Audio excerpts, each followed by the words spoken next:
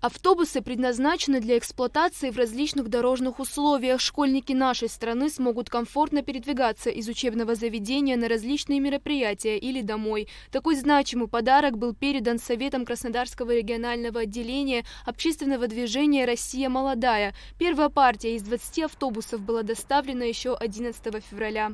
Как мы видим, у нас уже вторая партия автобусов приехала, что нас не может не радовать, всех жителей Абхазии. Это очень большая помощь для наших районов, для наших школ.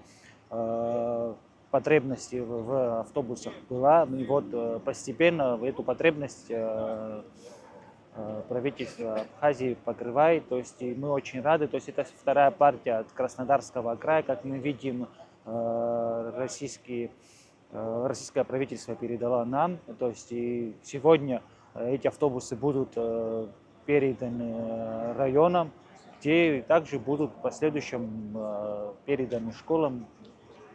Сегодня получат Гагарский район, Гудаутский район и Учимчирский район. Потребность в данном транспорте заметно ощущалась среди школ страны. Один из основных аспектов сотрудничества двух стран – это развитие образовательной системы. Именно поэтому реализуется множество образовательных программ. Многие школы Абхазии находятся в труднодоступных местах, селах, деревнях и горных районах. С появлением нового школьного транспорта проблем с передвижением не будет.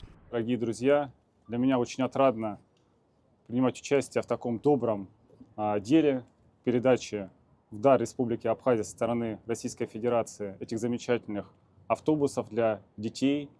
Для нас, безусловно, вы знаете, что Республика Абхазия является не просто стратегическим партнером, но и по-настоящему братским государством. С этой целью мы один из основных аспектов развиваем нашего сотрудничества – это развитие образовательной системы в Республике Абхазия.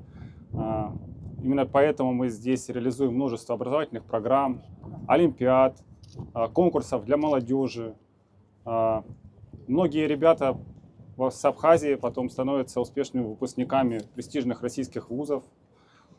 И один из основных ключевых аспектов развития системы образования в Республике Абхазия, безусловно, является инфраструктура. 30 из 47 автобусов уже доставлены в республику. Абхазо-российское сотрудничество по самым разным направлениям будет продолжаться и в дальнейшем.